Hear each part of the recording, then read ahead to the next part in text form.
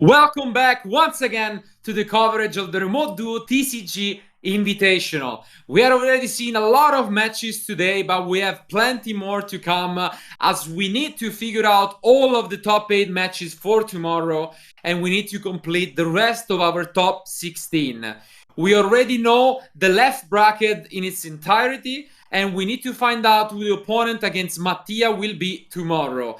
And to find out, we have 2 players we have not yet seen in action at the Remote Duel events. One of them is a player which is playing again Tri-Brigade, but it's the last Tri-Brigade we will see for the day, and it's a standard version without Zodiac, without any Melfi Madness, and it is Dawid. So without further ado, let's hear the first player interview.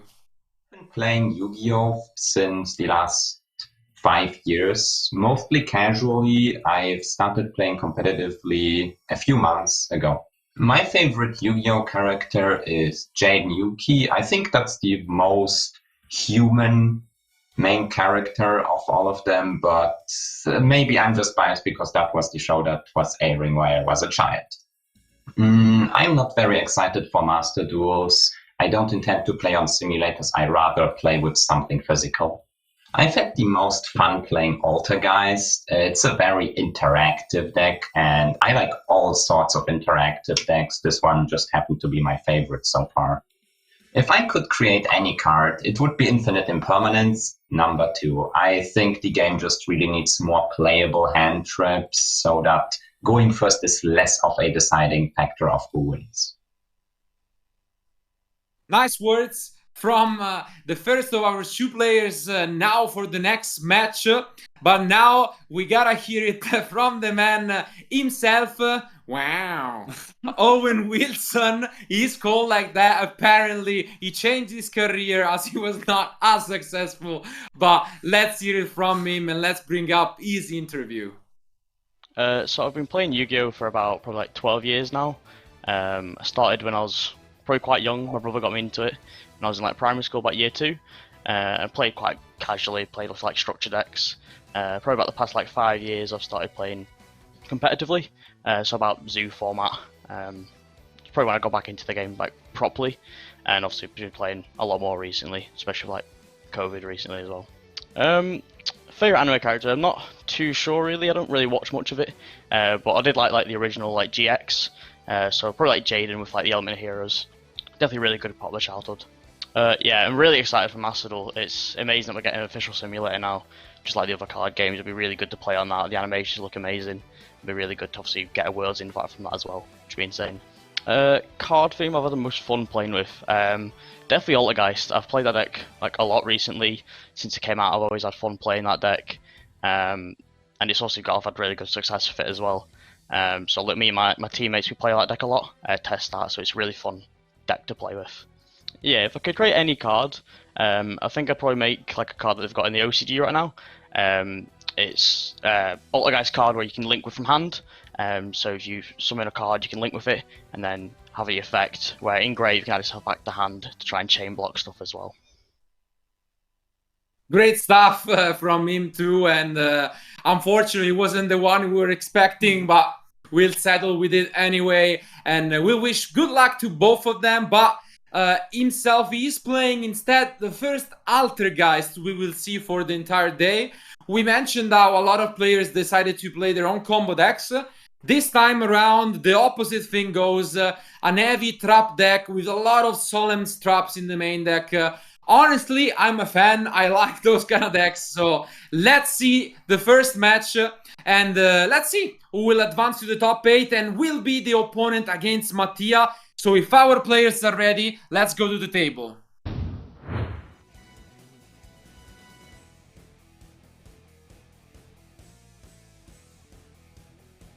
Okay, now we have seen that, like previously in our Remote Duel Invitational, that the die roll is not super relevant for Altergeist, although going first, of course, give you a very good advantage against this kind of decks, especially during this format. And playing this kind of deck full of hate and traps gives you like a very good like follow-up in the next turns as well, especially with Multi-Faker. Yeah, Now, for sure, yes. and especially his deck list is relying on so many traps. He has a Rivalry even in the main deck, which is an interesting choice, but Judgment Strike, Torrential, just as many as you can think of, and we'll see. But definitely the die roll plays a huge role because Dawid is not playing any form of spell and trap removal outside of the RP Feather Duster in the main deck. Yeah. So maybe we could see that card out of nowhere completely destroying Owen back row. So let's see. It might be Dawid who actually goes first, it looks like. So that's a big die roll win here. Okay. And once again, also Dawid is playing the Pot of Prosperity.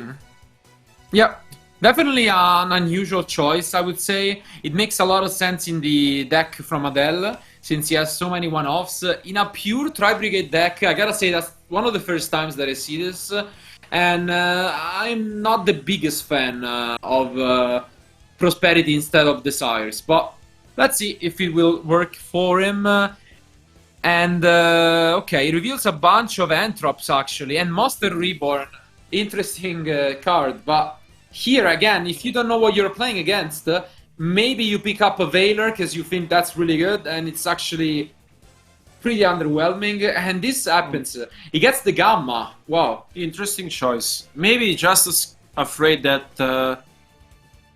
I don't know, his opponent might have some interruption. Okay, here we see the Foolish Burial, another card we don't see very often. Played. A lot of interesting, one-off spells. I mean, let me just quickly check, but yeah, I think his opponent Owen is only playing 3 Ash and 3 permanents. Okay, now he goes with the Fractal. And no surprise at all, I think he just wanted to be sure that the Foolish Burial went through, otherwise, I mean, the Veiler could have picked up, but cannot blame him for taking the Gamma. Absolutely. He wants to really play it safe, and maybe he doesn't have access to anything else, so if he got Ashed, he would have lost the game, and what can you even do? He wasn't really offered any other combo pieces, so he had to rely with what he could. But now, what? He's actually setting one and passing. Okay. Interesting choice. Because he sent the Keras. I am not gonna lie, I am a little confused on what just happened there, but we see a Duality picking up the Melusic potentially to force the back row out, but honestly the other 2 options are just as good, and I think you're really unhappy if you're Dawid. Maybe he just wants to use the Gamma, but yeah, I think it's too much of a stretch. And okay, Owen really thinking about it, and in the end he goes for the safest pick, which is the Solemn Judgment. Let's see if he has already access to the Altergeist though. Yeah, because now he knows that Dawid has the Gamma. Maybe he could also go for like set 5 pass, but okay, yes, another one. Yeah, as a Melusic, we makes this a lot easier to understand, but this Revolt is okay. Of course, we are talking about a deck which is made to grind, so not a surprise here.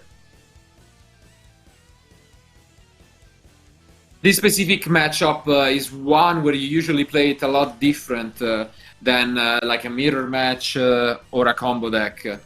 And the only goal is if you banish this Melusic, maybe they don't have access to the monsters, and they can have as many traps as you want, but eventually you're gonna beat them if they don't have access to the Altergeist. Yeah, because like worst case scenario here, Owen sets 5. Otherwise, if he sets 4, he might have a multi-faker. Okay. Yeah. This is definitely tougher, as you mentioned. 4 back rows could be a spoofing, could be a multi-faker. So let's see if he can pick up anything, but the Gamma is already a really bad card in the end. Yeah. So Let's see. RP Feather Duster, of course, would be great, but we know that the Solemn is there. So at the same time, it would just halve Owen's life point.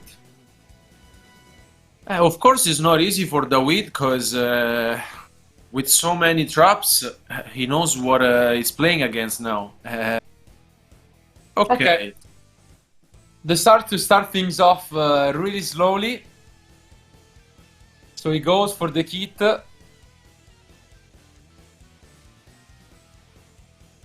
Now he plays so many cards like Torrential Trigger or stuff that you can even think about it.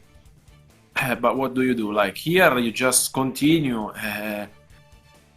and hope that you don't get, for example, the Multi-Faker or Torrential or something like this. Yeah. You might have a Solemn Strike, maybe. Or Impermanence. Impermanence, Yeah. So Impermanence comes down. Let's see if he has a Faker. He's gonna chain the Spoofing. Yeah. And the Ash Blossom here would be insanely good. Let's see if there is from Dawid. There isn't. So Faker is gonna resolve, and it's not gonna be the greatest, but it can at least send back the Omen to the extra deck. Let's see. And of course, now Dawid also has to pay attention to the zone where Impermanence was activated. Because if he doesn't, he could get a -1, which we already seen catching some people off guard. Let's see. Okay, no surprise here. Do you do it right here, right away, or do you wait for like a battle phase?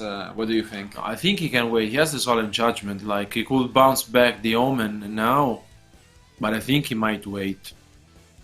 Yeah, if you bounce it now, I donate it because you get rid of the Omen Search, but at the moment there are no banished cards, so it's a weird spot, I guess. Yeah, I think it's 50-50.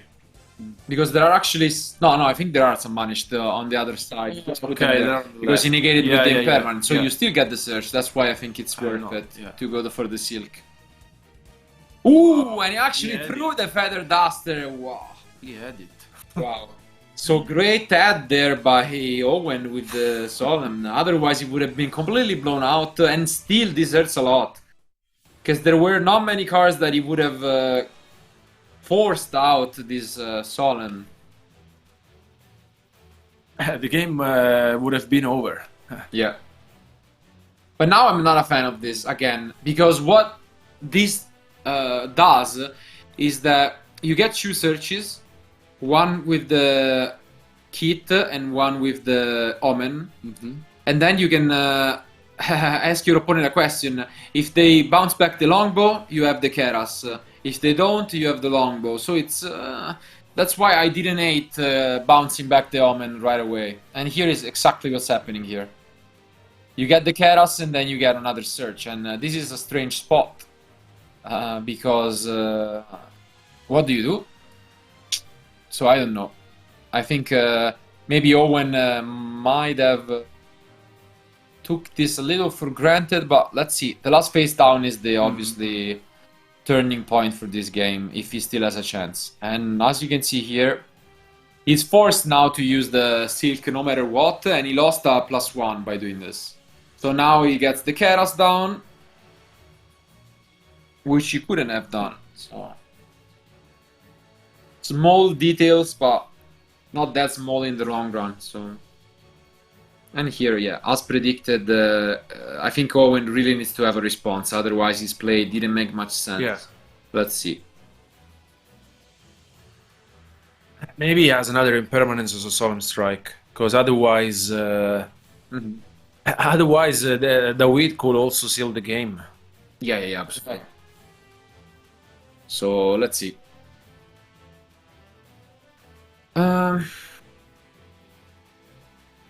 He's waiting until now, so we can suppose that's not a Torrential.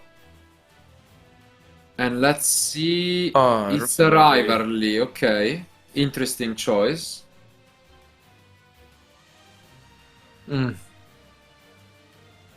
Not the greatest in this specific matchup, but it's still something you need to try and play around.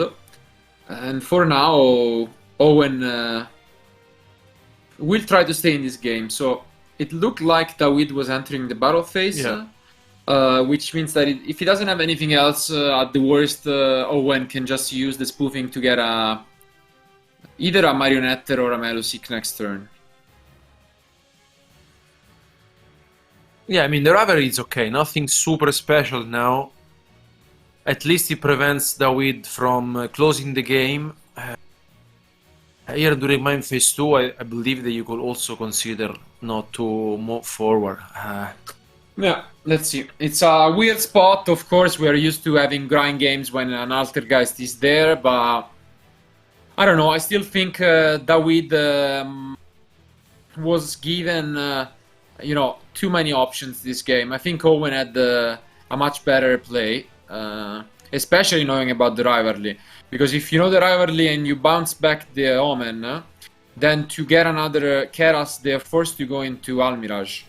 And then you lock them, so I don't know. Yeah, okay. Luckily, before shuffling, Dawid reveals the revolt. That would have been a game loss, which we really want to avoid here. With the revolt being set, play is back. Yeah.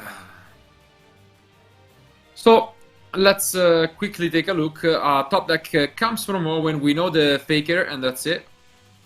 He can shuffle it back, as we mentioned. Maybe get a Melusik or a Marionette. Both are fine.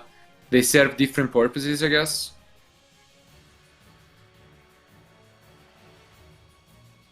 Yeah, maybe just before the day, like when he had the Omen. Yeah. Omen. Yeah. When he had the Omen, maybe he could have bounced back, preventing Dawid from doing all of this. Now, play this back to Owen. Okay. He has the Marionette.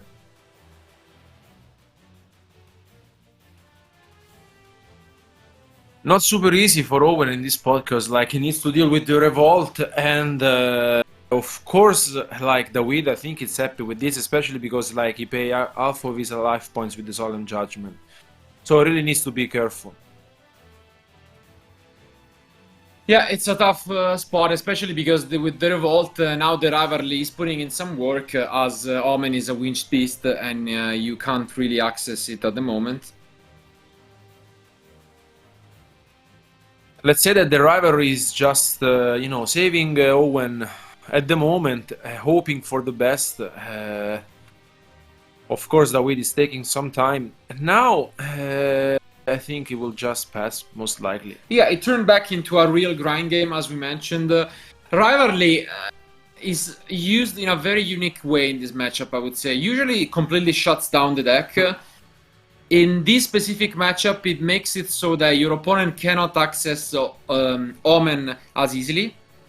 And this still is quite useful. Oh, okay. Spell. But this Ghost Spell definitely is annoying. Let's see if we're gonna see the spoofing. Yeah, not a surprise. But yeah, as I was mentioning, it just makes the deck slower. And the only way you can access Omen by then is by using Revolt when you have no monsters, but then it's tough because when it resolves, the rivalry is still interrupting it. So it's actually quite annoying. Even though it doesn't stop the game completely, it shuts down Tri-Brigade in a unique way. So as you can see here on the screen, rivalry really being an interesting tool here. Will Dawid be able to push enough for damage now? The rivalry hurts a lot. No, okay. Dawid seems like he passed turn. Yeah, seems like he passed turn. Okay. Now plays back to Owen.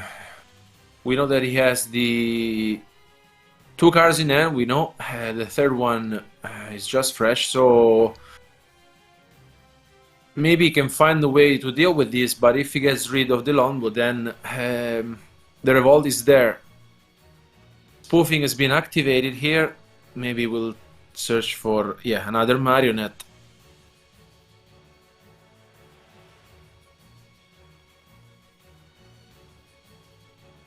Okay, so as mentioned, the game looked like it was gonna be Dawid, but the rivalry in the end seems like it was enough to just completely shut down the game. And the Omen is never gonna hit the field, and we already know that the only out was the Feather Duster. Yeah.